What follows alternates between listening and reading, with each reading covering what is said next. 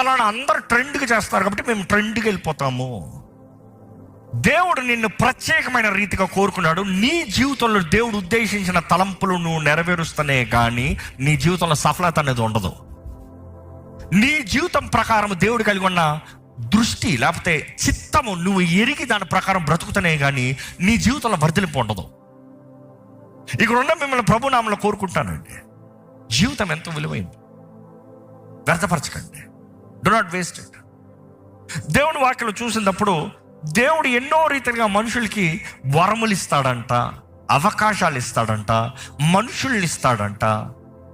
కానీ ఈరోజు మనుషులు ఎలాగైపోతానంట, నాకు ఎవ్వరొద్దు, ఈ అవకాశం కాకపోతే ఇంకోటి వస్తుందిలే, నాకు ఏ వరం అన్నా నాకు ఏముంది.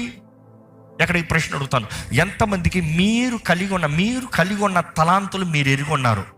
దేవుడు నాకు ఇచ్చిన తలాంత ఏంటో నాకు తెలుసు అన్నవారు చేతులు ఎత్తండి.